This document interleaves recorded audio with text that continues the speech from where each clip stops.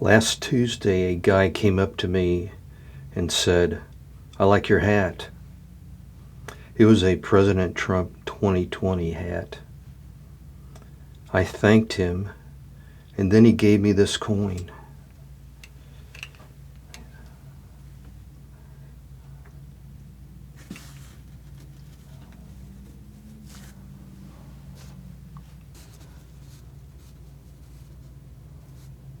I was in Costco, and the man told me he worked there, and he said he was a war veteran.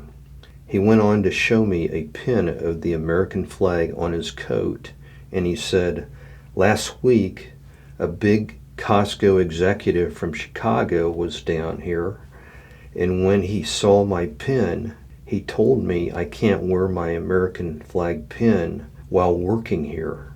He was very sad. It saddened me and my wife. Is Costco a bad company? I don't think so. I think they are just scared. People, businesses, corporations are all scared. Scared of the left, being bullied by the left, being threatened by the left, being targeted by the left, being held hostage by the left. You know what I'm talking about. The left uses the media as its tool for power and control.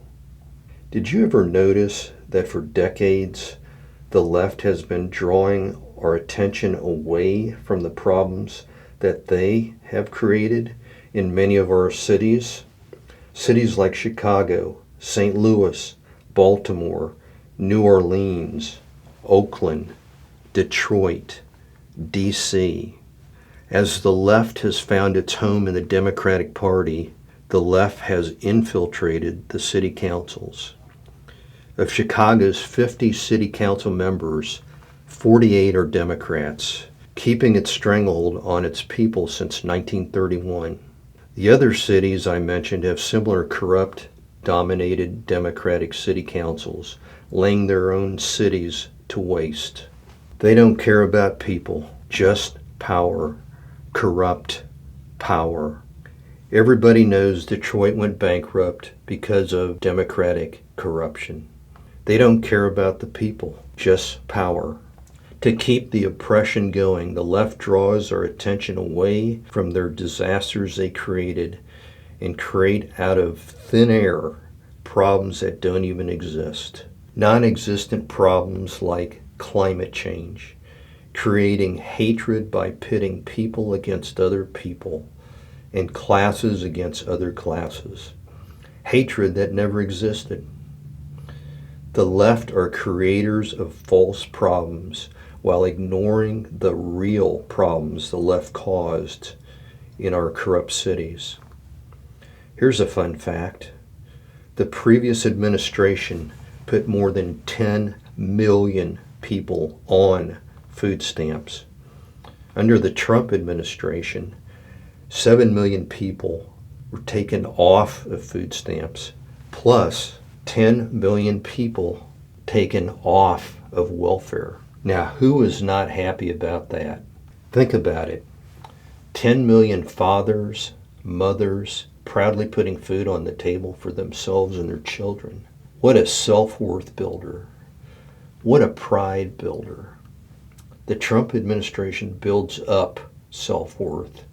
The left tears it down. Now it's quiz time. Who said, "I am for doing good to the poor, but I differ in opinion of the means. I think the best way to do good to the poor is not making them easy in poverty, but leading them or driving them out of it." Who said that? You're right. Benjamin Franklin in the 1700s. Today, the United States is having the best economy in the history of the nation. The highest minority employment ever. Under the Trump administration, the number of African American small business owners in the United States has increased by a staggering 400% in just a year. This was the finding of a survey from the small business financing company, Guidant Financial. Minorities are, for once, really getting set free. Thank you, Candace Owens. You go, girl. Thanks for opening up my eyes. So that's good news. That's a good thing, right? So why so glum, chum? Perhaps the left's constant negativity that the world is coming to an end. Well, may I suggest going back and watching the 2020 State of the Union address. It is so insightful and so encouraging. Want an honest perspective of reality? Go to prageru.com. Go, seek, learn. Some of my favorite 5-minute videos: The Inconvenient Truth of the Democratic Party, The Inconvenient Truth of the Republican Party, What Happens when Google Disagrees with You. I would also like to give a shout out to OAN News. It's a fantastic news network. Want another honest perspective of reality? Subscribe to the Epic Times, an honest, positive, helpful newspaper. I love it. You know what else I love? I love you. I love this country. I love families. I love freedom. I love football. I love my wife. I love my kids. Thank you for listening.